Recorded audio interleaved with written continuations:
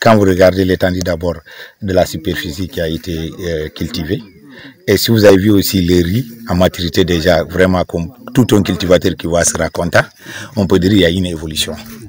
Et l'évolution, c'est vrai, ça est dû à des accompagnements et des appuis. Parce que depuis longtemps, ils cultivaient, mais ils ne pouvaient pas faire autant que cette année. D'abord, avoir cette année. Il y a un qu'ils n'ont pas dit. Ils ont eu des engrais aussi d'appui pour le Covid-19, qui a beaucoup appuyé. Et il y a aussi le PADER qui a vraiment aussi appuyé les producteurs en semences, en engrais et tout. Donc, ce qui a fait que les populations ont pu emblaver plus qu'ils ne faisaient, parce qu'ils n'avaient moins de soucis d'engrais. Ce qui faisait qu'ils limitaient, c'est qu'il y a les engrais. Bien vrai qu'on a toujours des problèmes.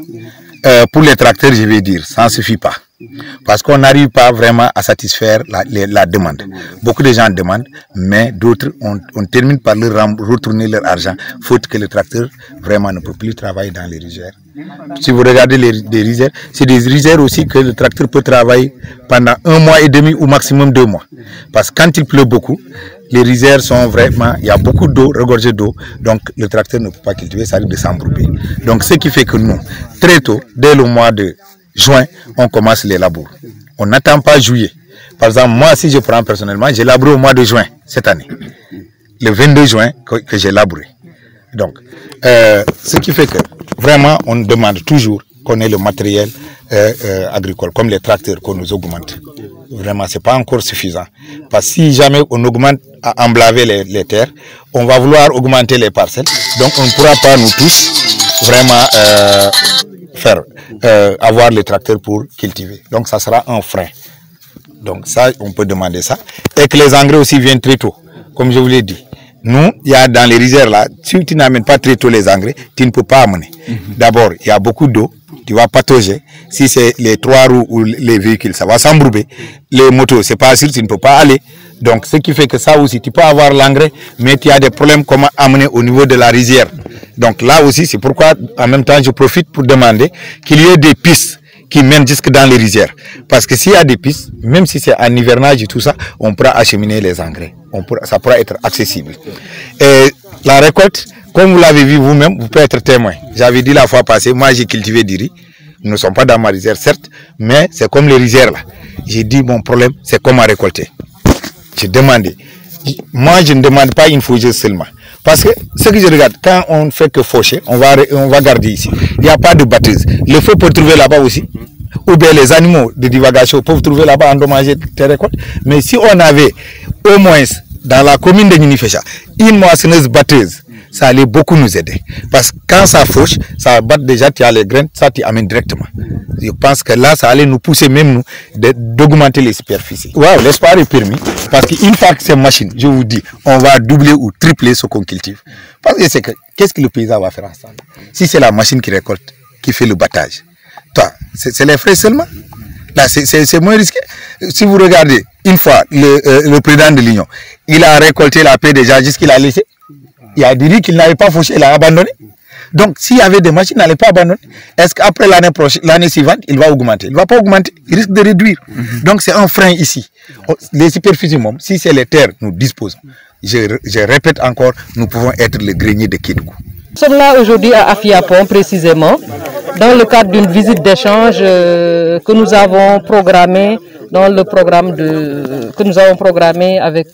en partenariat avec PADAER. Vous savez, PADAER, le programme d'appui au développement agricole et entrepreneuriat rural, a noué un partenariat avec l'ANCAR dans le cadre de ses activités. Et depuis le mois d'avril, donc, nous étions avec les populations parce que du fait que l'ANCAR a un dispositif de terrain qui est à proximité des producteurs et que le PADAER n'en a pas. Donc c'est ce qui a donné lieu à ce partenariat. Donc ici dans la commune de Ninifécha, il y a un conseiller agricole qui est à proximité et qui est chargé depuis le départ de la collecte du sous-projet jusqu'à sa sélection et jusqu'à la mise en œuvre des activités de terrain, c'est-à-dire la campagne 2020-2021. Donc à la fin de cette campagne, nous avons jugé nécessaire d'amener d'autres producteurs de riz pour voir l'expérience qui a été menée ici à Afiapon par les producteurs de riz. Et donc ce sont des populations qui viennent de Khosanto, eux ils font du riz. D'autres qui viennent également de la commune de Nenefecha, eux aussi ils font du riz. Mais il est important chaque fois que les bonnes pratiques faites par les uns et les autres soient partagées pour que chaque producteur s'améliore d'année en année dans sa façon de faire, la façon de mieux conduire la culture de riz.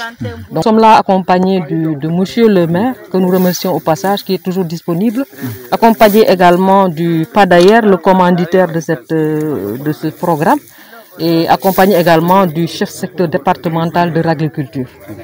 Donc nous sommes avec des producteurs, je peux dire 6 organisations de Nenefecha et une organisation de Khosanto qui sont là pour échanger sur la culture de riz, sur les bonnes pratiques pour mieux cultiver du riz. Dans cette rizière, je constate qu'il y a eu beaucoup d'évolution parce qu'au courant du mois d'août ou septembre, je ne sais plus, nous étions là en mission de supervision.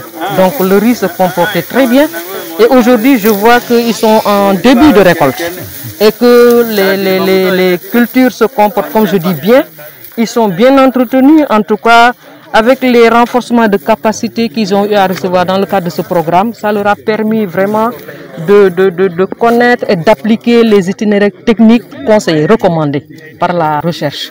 Et donc là, il y a de bons écartements, il y a une bonne production et nous sommes très fiers aujourd'hui de le partager avec d'autres pour que cette expérience les inspire. Effectivement, comme vous le dites, et je pense que monsieur le maire l'a déjà dit, ainsi que les producteurs, je viens juste pour les appuyer, pour dire qu'ils ont emblavé beaucoup d'hectares. Je peux dire qu'on est à mi-parcours de la visite d'échange. Nous venons de terminer l'étape de terrain et nous allons nous retrouver en salle pour travailler sur des éléments de synthèse. Donc, un premier jet, je pourrais dire que c'est un bilan positif, puisque nous avons trouvé une parcelle, en tout cas à 95% à maturité, et nous avons trouvé aussi des producteurs qui se sont engagés et qui ont maîtrisé vraiment l'itinéraire de production. Parce que s'il n'y avait pas la maîtrise, n'est-ce pas, de l'itinéraire technique, on n'aurait pas eu ce résultat en termes de résultats attendus en termes de rendement. Et je peux dire que ça, c'est grâce au conseil de base, n'est-ce pas, que les conseillers agricoles ont eu à dérouler. Mais aussi, c'est grâce à l'appropriation par les producteurs, n'est-ce pas, des orientations, des conseils qui leur ont été fournis. Oui, considérons que c'est une réponse, bien évidemment, parce qu'à ce niveau, nous avons une parcelle de 15 hectares emblavée exclusivement par des jeunes. Ceux-là n'ont pas choisi, n'est-ce pas, d'aller prendre les pirogues et d'aller à l'aventure. Et ils se sont appropriés de cette campagne et ils ont utilisé déjà une culture qui a un impact direct sur la sécurité alimentaire des populations, le riz. La consommation nationale en riz, tout le monde sait qu'actuellement nous avons un gap à combler. Donc ils ont suivi la bonne orientation en s'appuyant sur l'agriculture. Cela veut dire non seulement que l'agriculture, n'est-ce pas, est en fait un levier de croissance économique, mais c'est un levier générateur d'emplois pour les jeunes, mais surtout pour le cas spécifique de Kédougou, je dois le préciser. On a tendance à dire que Kédougou est une région minière. Voilà. Donc plutôt que d'aller faire de l'orpaillage, ces jeunes ont opté pour faire l'agriculture. Et ça, vraiment, c'est une marque à saluer, n'est-ce pas, un engagement des jeunes pour l'agriculture et non pas pour les mines d'or. Voilà. Oui, sur cette question, je pense que déjà cette année a été une année assez difficile, il faut le reconnaître. Le Covid-19, durant la période de préparatoire de la campagne, a un peu bousculé beaucoup de prévisions. On a été obligé de revoir le PTBA. Il y a eu beaucoup de rubriques qu'on a pu éliminer en attendant de les redéployer l'année prochaine. Normalement, cette année, en décembre, on devrait avoir ce qu'on appelle les coopératives d'utilisation du matériel agricole, qui sont aussi des micro-entreprises portées par des jeunes et qui doivent faire de la prestation de services, non seulement pour le labour des parcelles, mais aussi pour tout ce qui est opération post-récolte.